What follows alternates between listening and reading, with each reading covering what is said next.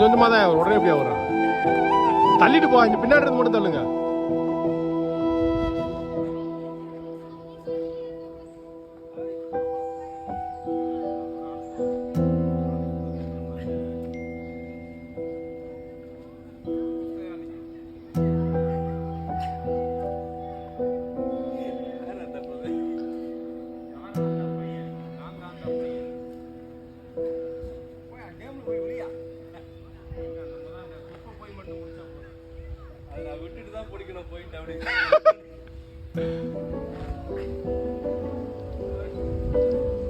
யாருமே முத்துக்குமார் அளவுக்கு ஃபோர்ஸா தரலையா?